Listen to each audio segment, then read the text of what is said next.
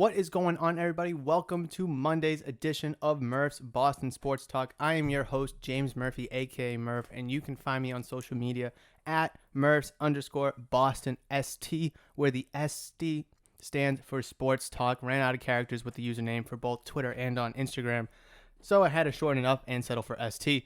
But what is going on, everybody? Hopefully you enjoyed your beautiful weekend. Hot weather here in New England. Fantastic. Feels like summer, and it's so good because I like hot weather. I like it nice and toasty, so it's really nice to have the warm weather finally arrived, and it's going to be like 68 or something the other couple days from now, so it's not going to last too long, but it seems like it is much more consistent than before. Hopefully you had a great weekend. Like I mentioned, you were able to enjoy the weather. What did you do this weekend? You go to the beach. It seemed like a big popular beach weekend for a lot of folks, and if that's the case, then congratulations to getting to the beach. Kim and I went to the beach earlier today to enjoy the weather here in Providence, Rhode Island. We went to a nice local beach, and it was fantastic. Got a nice little tan on, took a little dip in the ocean. It was fantastic. I do kind of want to summarize the way that this episode is going to go because it's going to be a little wonky and funky. So I'm recording this at 6:13 p.m., literally 17 minutes before puck drops for the Boston Bruins game. So I'm going to kind of chop this episode up a little bit, and before the Bruins game starts, I kind of want to just kind of go over everything that I plan on talking about. If it's kind of quick, I do apologize, but I kind of want to just jam all the stuff that's non-Bruins related before puck drops, and then during each of the intermissions, the first and the second one, and if the game goes in overtime, the third one, I kind of want to talk about the game as the game plays out. You know what that means? You know what I'm saying? So obviously right now I'm going to kind of go over something that we haven't done in what seems like the longest time, but the quick hits is what I'm going to go over now before the puck drops. Then for the first intermission, I will touch briefly upon the unfortunate loss of Game 4 to the New York Islanders in our best-of-7 series, where the Islanders were able to tie the series up 2-2 by winning Game 4 4-1. And then also I'm going to talk about the first period for the Bruins and Islanders game that is taking place in the Boston Garden, or I guess the TD Garden, I should say, here in Boston, Massachusetts. Be talking about the first period of Game 5 then, and then obviously come the second intermission, probably just be talking more about the Bruins game from that point on. And then once the game is over, whenever it concludes, be talking about the end result, regardless if it's a win, loss. There's no draw at this point, so just win or loss, win or lose. It's a big game tonight. I'll just start there. It is the biggest game of the year. I mentioned during the Capitals series when the Bruins were down 1-0 that game too was the biggest game because you can't afford to go down 2-0. Well, right now it is 2-2.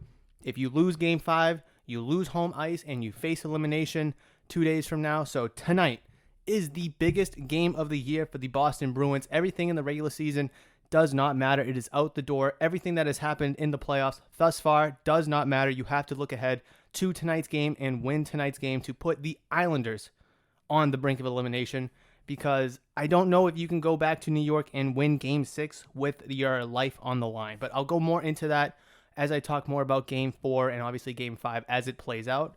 But for my quick hits, I want to talk about a few topics that kind of unraveled over the weekend. And the first one, I want to talk about the Red Sox completed the Andrew Benintendi trade from February 10th between the Boston Red Sox, the Kansas City Royals, and the New York Mets.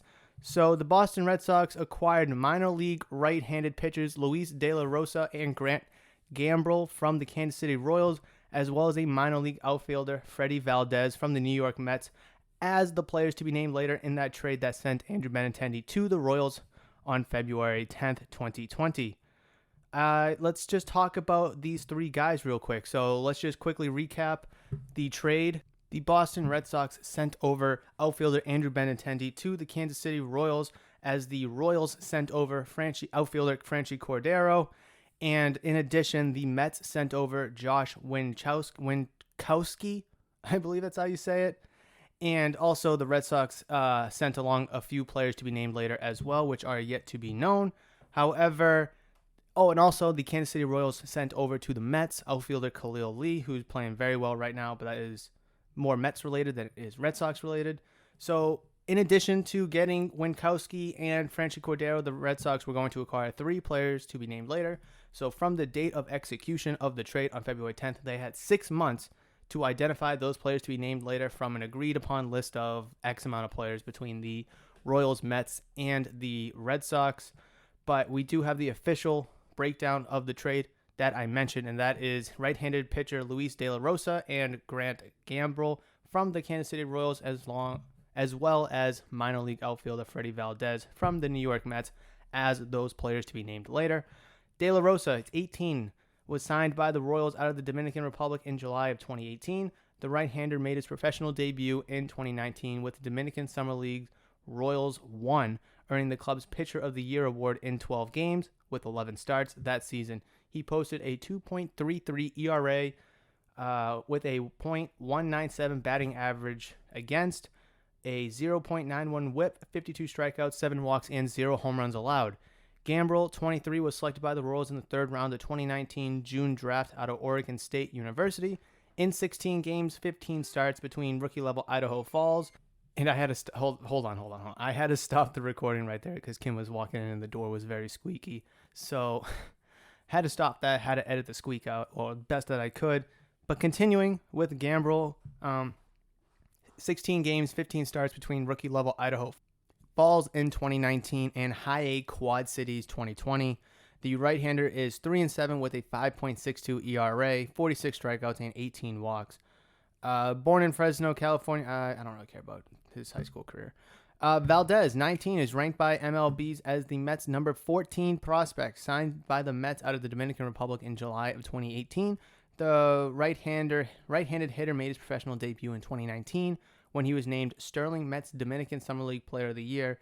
That season, he appeared in 57 games with the Mets DSL club and in 3 games with the Gulf Coast League team, batting .274 with an on-base percentage of .814. 16 doubles, 3 triples, 6 home runs, 40 runs scored, 39 RBIs, 31 walks, and 6 stolen bases are the players the Red Sox will be acquiring to complete the Andrew Benintendi trade that was agreed upon between the Sox, Royals, and Mets on February 10th of 2021. Overall, a lot of people are kind of down on what the Red Sox get in return from both the Royals and the Mets as the players to be named later. I really like De La Rosa, how he's 18 and he's doing fairly well with the ERA, keeping the whip fairly low, the batting average fairly low. Obviously, 18-year-old can still blossom, boom, or even bust. Valdez, 19, I really like what he has to offer as an outfielder. Also young, Mets number 14th overall prospect. I think he has a lot of potential to be a really good balanced hitter, both contact and power. Obviously, 40 runs, 39 RBIs. He's got 31 walks, so he gets on base, and 6 stolen bases to kind of show a little bit of that speed. Defensively, I am not too sure about it, but Gambrell being 23, I feel like is a huge gamble. Gambrell is a gamble. See what I did there? But yeah, I don't know. I just feel like that that 5.62 ERA from the Idaho Falls and the Quad City League, I think is such a turnoff. Him being 23, he's fairly older, so a lot of his development is probably behind him, but maybe have a new, coaching staff, new system could help out. I think he's a high risk, low risk, high reward kind of player, but if he doesn't pan out, then, Sox fans are going to point at, Chaim Bloom for pretty much getting nobody in return for Benintendi. But I do think De La Rosa and Valdez has good potential, especially with their young age and how they could potentially contribute to the Red Sox in 2, 3, 4 years or so. I just don't want this trade to be something where it's seen as like the Mookie Betts trade where, the Red Sox didn't get any of the top prospects from the Los Angeles Dodgers. Well, they got Alex Verdugo, who the year prior to the trade in 2020 was the Dodgers' number 1 overall prospect. And then Jeter Downs was in, I think, the mid-teens, and then Connor Wong, who was towards the end of their top 30 prospects. Connor Wong, saw him in spring training, he's okay. Jeter Downs has a lot of potential being the future second baseman for the Red Sox, and I think Alex Verdugo has been fantastic for the Sox in his brief career. Obviously, Mookie Betts is doing Mookie Betts things out in LA, so it sucks to have lost that kind of a player. Benintendi this year really started off pretty cold and has heated up as the weather has heated up, and it's kind of a bummer to see you let go of that kind of a player for Franchi Cordero, who sucked with the big club and obviously is performing very well with Worcester. So he is a question mark. And then Winchkowski, he's pitching fairly well down in Double-A. So a lot to yet to be seen. You got more prospects back for Benintendi than you did with Betts. But overall speaking, you're just kind of reloading that farm system, bringing in young assets, which is something that you highly lacked of. But it is good to see those assets come back for these players you are trading. Hopefully, 2/3 of them pan out. And I think that's a fair percentage for those prospects, because at the end of the day, they are prospects and not all of them do work out, unfortunately. Let's talk about the big trade in the NFL. So obviously, we all know about Julio Jones leaving Atlanta for whoever was going to trade for him. And we finally have an official deal in place between the Atlanta Falcons and the Tennessee Titans. Oh, such a bummer. We spent a lot of time talking about this and how this could work for the Patriots and also for a team like the Titans, as well as they have the cap space to do it, just like you did. However, the deal was between the Titans and the Falcons and not you. So let me go over what the official compensation is in this trade between those two teams. It is Julio Jones and a 6th-round draft pick in 2023 to Tennessee, and a 2022 second-round pick and a 2023 4th-round pick going to Atlanta. You couldn't have done that? You couldn't have made that trade? I mean, I don't know. Was that trade on the table? Potentially, and the Falcons were just like, Patriots are projected to be better in the next couple years than the Titans, and these Titans picks will be better. Plus, the Patriots, screwed us 28-3 in the Super Bowl a few years ago. So, F you guys. We're not going to give you our superstar wide receiver. Maybe. I mean, that's absolutely possible that there was some spite there and that you had to give up a 1st-round draft pick for Julio Jones. Otherwise, they weren't going to give him to you. That's totally possible. Maybe Bill Belichick didn't want to give up these assets, a 2nd-round pick and a 4th-round pick, But you should be able to do that. I mean, if that's what the asking price was, you should have been able to conduct and execute that trade. And if you weren't able to pull the trigger on a 2nd-round and a 4th-round pick next year, bad GMing. And I've been kind of on Bill Belichick for his poor GM skills. Obviously, he kind of shut me up this past offseason as he signed basically everybody with a heartbeat under the sun. We're just going to have to see if this move bites him in the ass, because right now your wide receiver core is Nelson Aguilar, Kendrick Bourne, N'Keal Harry, and Jacoby Myers. Oh, Gunnar Olszewski. It's an okay core. And Julio Jones would have put you over the top, just like he's going to put the Titans over the top, probably win the AFC South handedly, and potentially be a top 2 seed in the AFC conference. This one sucks. Because, with all the moves you made, trading for Julio Jones or a player like him would have really put the cherry on top and solidify you as a Super Bowl favorite. But you weren't able to get it done, and not all the time does a superstar player become available. So you lost out on Julio Jones, and the Tennessee Titans were able to scoop him up. Hopefully this doesn't bite you in the ass down the road. And the last thing I want to talk about is something that we may have heard of or may not have heard of, and that is a Tom Brady rookie card selling for a record $3.107 million at auction. Unbelievable. Unfreaking believable. I mean, holy smokes. Let me just read you this article real quick about it. This article is from ESPN's Mike Reese, and he states, it has been 4 months since quarterback Tom Brady threw his last pass in a game, helping lead the Tampa Bay Buccaneers to a victory over the Kansas City Chiefs in Super Bowl 55, but that hasn't stopped him from setting more records.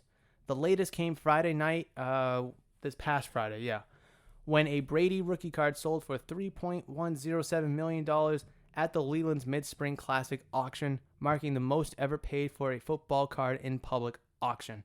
The price tops the previous record of $2.25 million set just 2 months ago when another Brady rookie card sold by Leland's.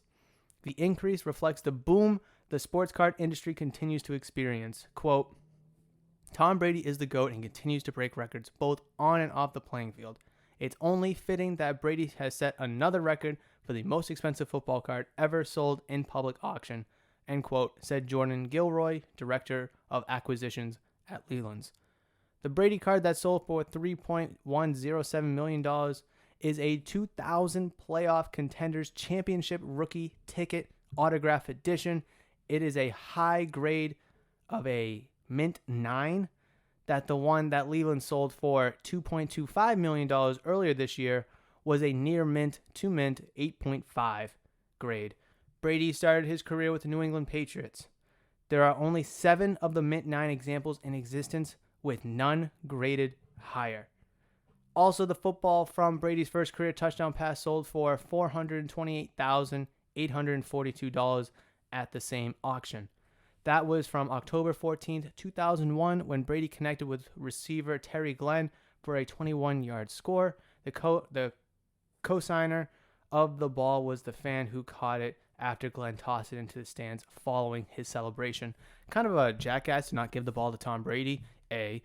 B, I'm not exactly sure which grading company is grading these two cards. If it's PSA, if it's Beckett, not exactly sure. SGC maybe, I mean, who knows? But one thing I do kind of want to reflect about this is that the sport card industry has taken a massive boom over the past 18 or so months, and it just continues to grow. Whoever bought this card at auction is clearly doing it for the investment piece, as Tom Brady will break the passing yard record that Drew Brees set this past year. Brady only needs like 1,000 or so to pass it, and he will easily do so, potentially even during Week 4 when Brady and the Bucs come to Foxborough.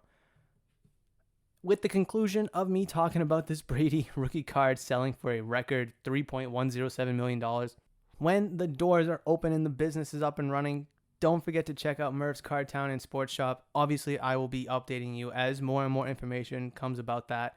But like I've mentioned previously, this podcast is a segue to Murph's Card Town and Sports Shop, where I'll be having, obviously, sports cards, trading cards, and sports memorabilia there. So it's good to see that Brady has broke 2 records in 2 months.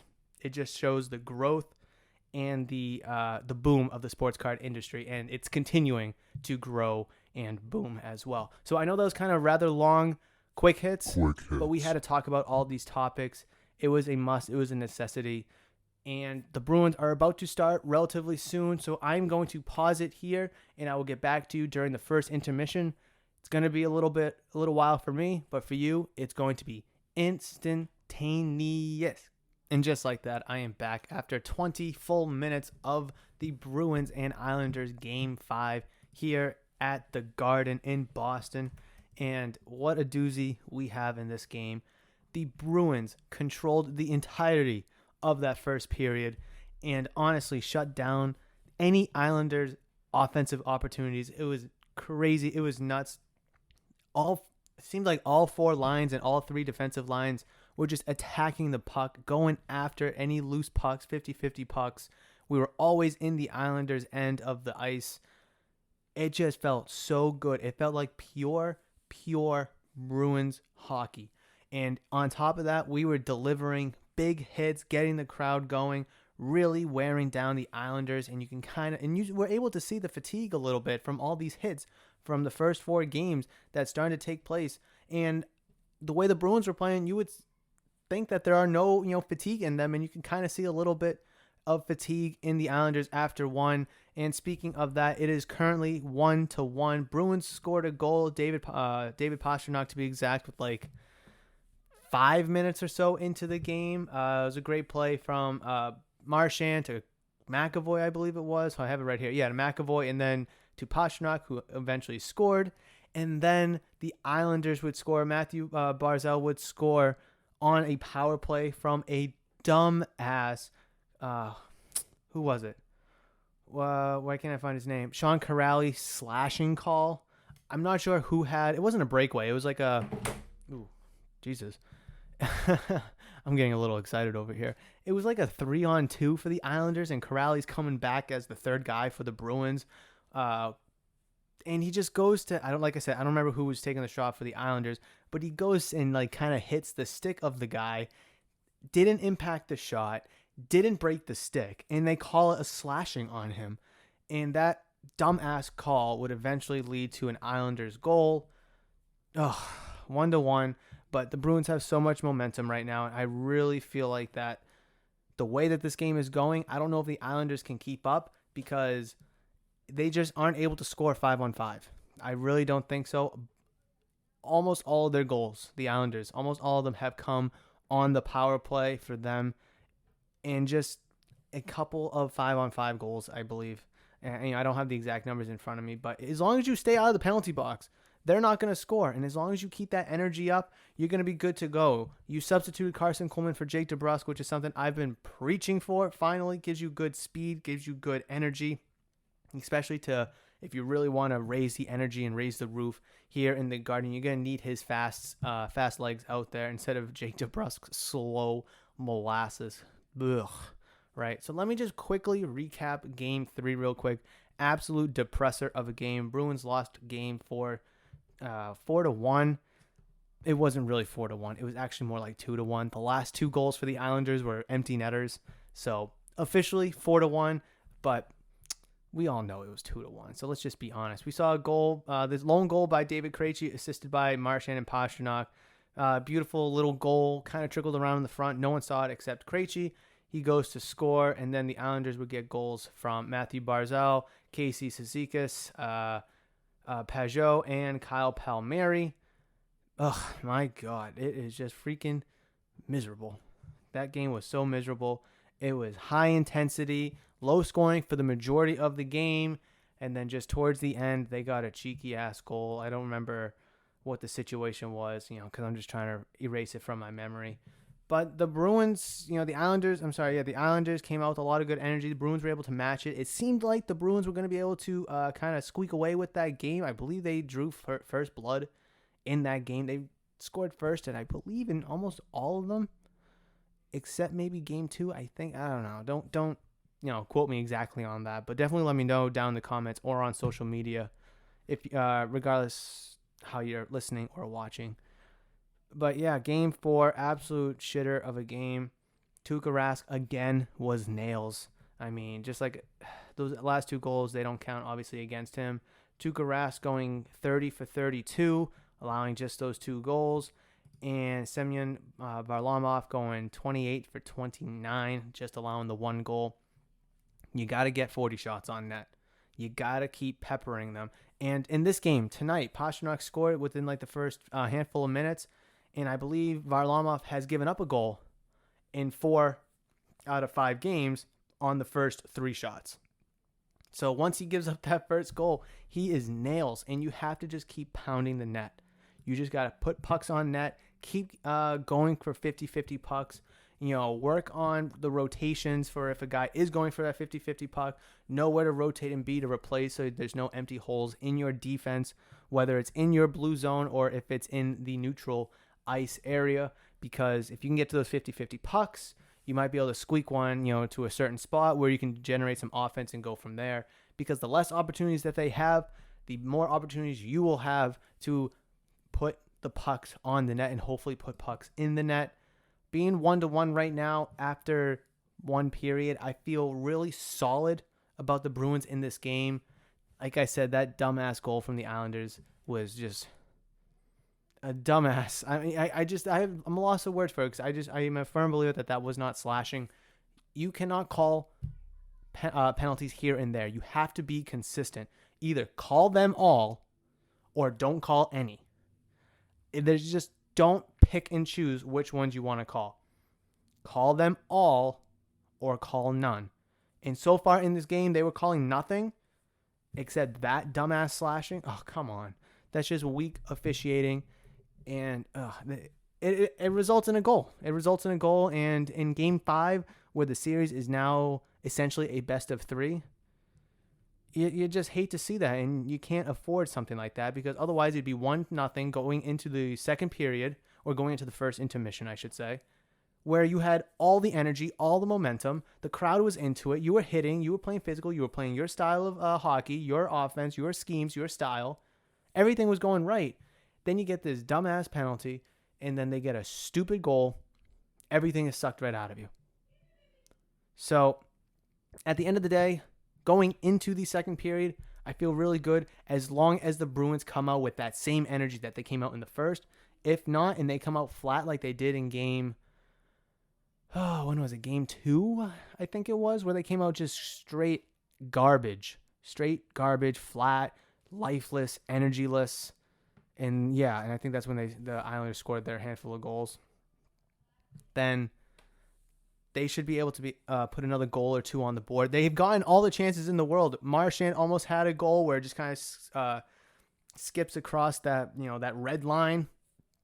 Pastrnak has had a couple shots. I think I think Corral even had a couple chances. Let's just go over the shots real quick. Pastrnak with 2, Marchand, Clifton, Coyle with 1 each, Kuhlman with 2, Lauzon with 1, Smith with 1, and Chris Wagner with 1 shot himself. I believe Chris Wagner was also fairly close to scoring. So you have 11 shots right now entering the second period, and they only have 7. You have way more scoring chances than they do, and that just derives from the energy and the effort that you are bringing to the ice and going for these pucks. You have to stay on it. You can't take this period off. You have to go at it because the Islanders, they're a tough, gritty team. They have a tough, good goalie, and you got to be able to kind of play harder and play more efficiently than them because they're a team that'll dance with you for a while and then will capitalize on a mistake. And that mistake was that stupid Sean Corrali slashing. I don't think I'm not going to blame him. Like I said, I don't think it was slashing, so I'm not going to blame him. I just think it was a stupid ass call by the ref. But that's me done ranting. What I'm looking forward to going into the second period, obviously when this podcast comes out, the game will be over. So when this podcast comes out, you'll probably know whether or not the Bruins won or lost. But just keep with the energy in this game. Keep hitting, keep playing your style of offense, be physical, be efficient, go for the 50-50 pucks, and just limit their offensive opportunities. And I think you should be able to win Game 5. I don't want to say easily, I don't want to say handedly, but you should be able to win, period. So that's going to do it for, I guess, my little first intermission report of Game 5. I will catch you at the end of the second period for the second intermission. And then we'll just kind of go from there. I'm not exactly sure how long this podcast episode will be, but it will be out today on Monday at some point in time. Hopefully you'll be able to enjoy it Monday night or even Tuesday morning, afternoon, or whatever. But I will catch you at the end of the second period for the second intermission. All right, I am back after the second period as we enter the second intermission. And literally all I have to say is stop giving up power play goals. Stop going into the goddamn box for dumb, stupid penalties. The other two that were called, the one on Chris Wagner and the one on Grzelcyk, absolutely, cross-checking and then slashing. I forget what the one Chris Wagner had, but they were clean calls. They were the correct calls, unlike the Sean Corrali one. And the Islanders are 3-4-3 on the power play. 3-4-3 on the power play, where one goal did come in 5-on-5 play. They still predominantly are not a full-strength scoring team. Just look at tonight's game as a prime example. 75% of their goals, their 3 other 4 goals, have come on the power play. If you can keep them to even strength, you have a great chance of them not scoring. And speaking of scoring, the Bruins had ample opportunities to score 1, 2, 3, 4 goals in this period. And Semyon Varlamov for the Islanders has just been absolute nails, making left saves, right saves, high saves, low saves, glove saves, stick saves, so whatever. Unbelievable. He is a brick wall, and just like the first period, we've had some couple squirts and little bounces here and there that just haven't gone our way, and the Islanders are getting all the good bounces, all of the, the good breaks here, and we're getting absolutely porked in that regard. Disgusting, disgusting period for the Bruins, and that's not because of a lack of energy. They came out buzzing, they came out hitting and being physical. Like I mentioned, they had a tremendous offensive scoring opportunities, like 6 or so minutes straight of just being in the Islanders' end, pounding shots where Varlamov was just blocking them. You got to execute. You have to execute that. And as you enter the third period, finally being on the power play, well, I guess you have 50 seconds or so left of the power play. You'll have clean ice. You got to get a goal in. I mean, you're down 4-2 with 20 minutes left to go in a critical Game 5. You have to, absolutely have to score on this power play because, like I've said, all playoffs long, if you're down 1 goal, that's doable. But being down 2 goals is tough. And the Bruins were down 2 goals before, and they almost came back to win. But you just don't want to put yourself in that kind of situation. You want to try to make this game even again, 4-4, fresh, brand new game. You'll have all the momentum and go from there. Because right now, the way that the Bruins are playing, all right, Bogey, chill out.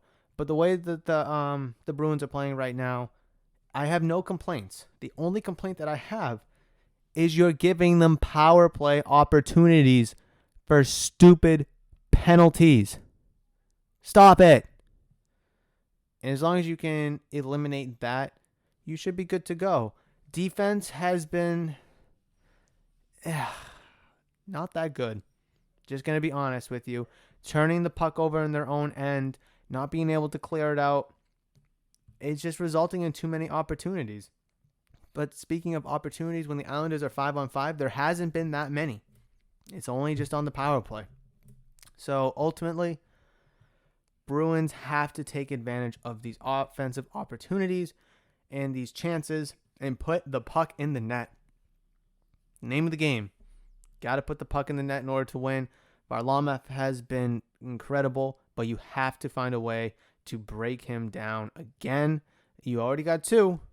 And you'll be on the power play for 50 more seconds, so maybe you can get something. But I don't know. I really like the chances the Bruins had leaving the first period, going into the second. But right now, not to be a Debbie Downer, but you know how realistic I like to keep things.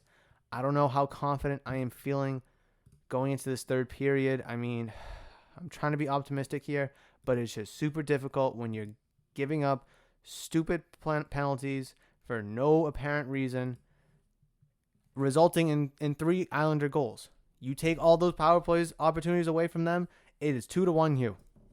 With the power play coming up, and you know what? 1 power play goal happens. I get it. So maybe 2-2. Sure. You can convince me of that. But the Bruins were, I believe, the second best penalty kill team in the National Hockey League entering the playoffs. I think behind Las Vegas. Where's that been? Where's that been in this game? Or in this series, for that matter of fact. I mentioned at the start of the series, when we found out that we were going to play the New York Islanders, I said the Islanders cannot score 5-on-5. They are a power play team. That is where they score. And they've proven that in this series, in this game, and you knew that going in. So shut it down and go get me a goal, and then go get me another. And hopefully we can get it to 4-4. Brand new game. All the momentum, all the energy. The crowd's roaring. The team is buzzing. And we just got to go from there. All right. Super depressing. Super deflating. You go up 1-0. Give up 2 unanswered. Then you tie it 2-2. Crowd's back in it. And then you give up 2 damn goals. 2 more goals. Ugh. It just sucks the life right out of you. Third period, you have to come out with electricity and score. Plain and simple. I guess I will see you at the end. You can just hear the tone of my voice. I can just hear it and listen to myself as I'm recording this. It's just deflating. It's upsetting. It's depressing. And hopefully the Bruins can kind of change the narrative of this one, but we will have to wait and see.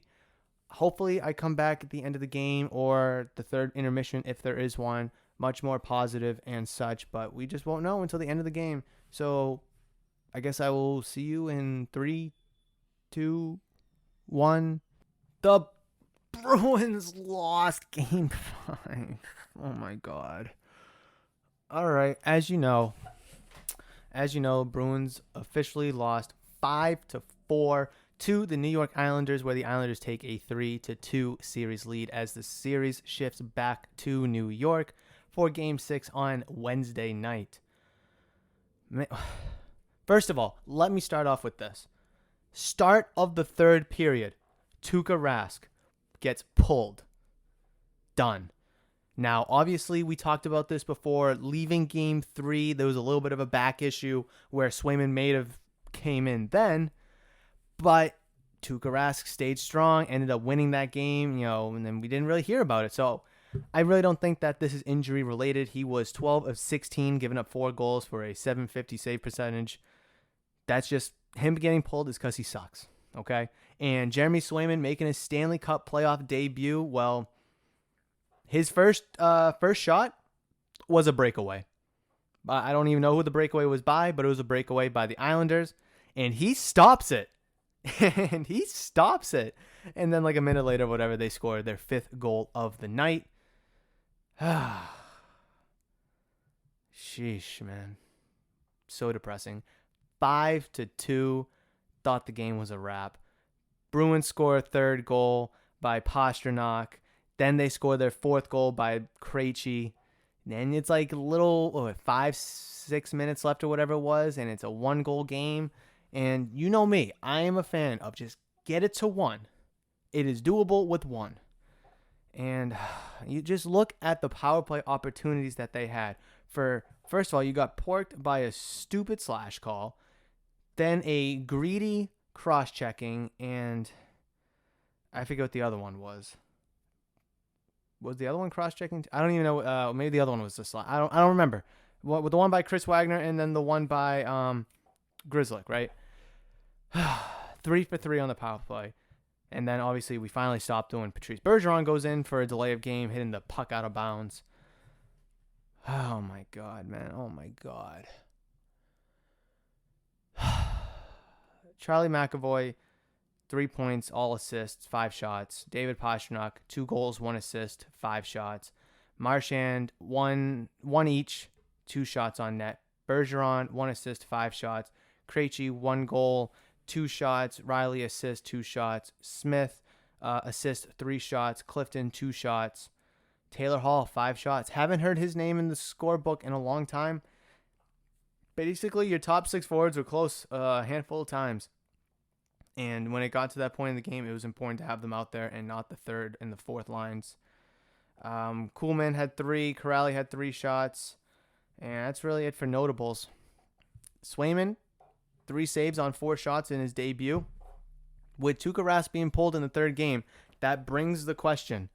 With your life on the line, entering enemy territory, going to New York for an elimination game, your first game facing elimination of the Stanley Cup playoffs here in 21. Who is your goaltender? Do you stick with Tuukka Rask and just say, hey, wasn't his night, 3 power plays, 3 goals, these are some mistakes that the skaters can fix? Or do you go with the potential future of Jeremy Swayman and just hope that he doesn't shit himself? Me personally. So here's what I want. Here's what I think. What I want is Tuukka. Who I think is also Tuukka. There's just no way Bruce Cassidy sits down at his desk or whatever and consciously says that this kid, Jeremy Swayman, will get his first career National Hockey League Stanley Cup playoff start in an elimination game in New York for Game 6. There's no way he can consciously be okay with that decision and have faith in that decision. Tuukka Rask, say what you want about him. He is the winningest goaltender in Bruins history for the playoffs, has been in enemy territory before. He has won games there. He has lost games there. You have to stick with Tuukka. Say what you want about him. You have to stick with him. because Tuca has been through the fire before. He knows what it takes. He's done it before. And yes, on the other side of the coin, he has failed before. But Jeremy Swayman, I mean, just look at Dan Vladar last year. You throw that kid in the fire, and he's going to be a fucking a puddle. He's going to be an ocean. The Islanders are going to just hit the puck into the ocean, right, for goals. And if he gives up a couple goals, his confidence, his psyche, his mentality is all going to be shot, and you could potentially ruin a young goaltender. Getting him a little experience here, you know what? I'm okay with that. That one goal is just, bing, bop, boop in the front of the net, and they just put it in. The defense in this game was horrendous. The penalty kill unit, horrendous. These are mistakes that you need to fix. Yes, I know a couple bad bounces, pucks deflection, whatever, here and there resulted in a couple goals. It seems like to be a traditional thing at this point for the Islanders. That's not really a miscue on your behalf, but, for the majority of this game, for the majority of the game, these are things you can control. You can fix it. Go to the film room, go to the practice rink. These are things that you can fix and control. And you're going to have to if you want any chance at winning. I think that they can. Come Game 6 in New York, I think that the Bruins can do it. It's not going to be easy. It's going to be 20 guys and the coaching staff. Everybody else is going to be against you. The 20 guys in the coaching staff for the Islanders and all 18 or whatever thousand fans in that in Nassau Coliseum. That's just how it is. It's going to be you against the world, literally against the world. It's going to be tough. And if it means anything, we've seen the Bruins be down 3-2 in the playoffs before and win Game 6 on the road.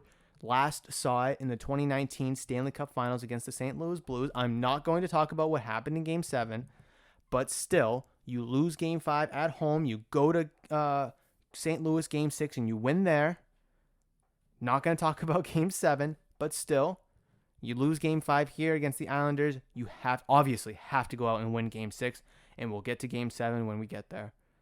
But honestly, defense, dumb penalties, I guess the penalty kill units, and the goaltending. Those are I usually have 3 keys or 3 points to the game, whatever. Those are going to be my 4 points going into Game 6. And obviously, I'll talk more about this on Wednesday's episode of Murph's Boston Sports Talk, but those 4 things need to be addressed. And additionally, I guess you want to throw in a 5th one, you have to find secondary scoring from your other forward lines. You cannot rely on Patrice Bergeron, David Pastrnak, and Brad Marchand the entire game. Krejci has been playing very well this series. I'll throw him into that pool. But Taylor Hall needs to step up. Craig Smith has had a couple goals in the playoffs so far, as did Taylor Hall, but they've been relatively quiet. And then, obviously, Charlie Coyle had a goal. What was it, Game 4, the start of that game. Other than that, we saw Jake DeBrusk finally get sat. Carson Kuhlman really didn't make an impact as I thought he would. Nick Ritchie, who I was questioning why he was still out there, but A, who are you going to put in, and B, he gives you a physical presence that's outside of your 4th line, because that's usually what your 4th line does. The 4th line was really good, I thought, at the beginning of the game, and then they kind of started to fade a little bit on me. But, your top 2 forward lines and your top 4 defensive pairings got a lot of ice time in this game, and they're definitely going to need to rest tonight, obviously tomorrow. You got to come out with something. You have to come out with that energy that you started the game with here in Game 5, in Game 6, and you have to maintain that all 60 minutes. What we saw from the Bruins in the last 15 minutes of this game and at the start of this game needs to be seen and played, executed all 60 minutes of Game 6. Otherwise, you will lose. So I don't want to go too much more into Game 6. I don't want to keep ranting about Game 5. But the Bruins need to make adjustments. And we'll definitely talk more about that for Wednesday's edition of Murph's Boston Sports Talk. But reach out to me on social media at Murphs_BostonST, where the ST stands for Sports Talk. Or if you're watching on YouTube, please leave a comment down below. Your thoughts, opinions, concerns, what you think about the Bruins. Do they have a chance? Are they toast? Whatever. I want to hear about it. I want to have a discussion, conversation, and debate, maybe even an argument if you bring the heat. I can take the smoke. If you're watching on YouTube, please like the video if you enjoyed today's episode, and also hit that big red subscribe button if you're new or haven't considered subscribing yet to the channel. Also, don't forget to listen to me on Syncify. It is a new podcasting platform that I am on. They reached out to me last week or so, and they're like, hey, we love your podcast. We want to get it on our platform. I was like, absolutely. Let's make this happen. And so it did. So reach out to me there. You can listen to me there. But whatever platform works for you, it works for me. All right. So enough of me for Monday's episode. I hope you have a great couple days. But between now and then, you know that I love you, and you know that I will always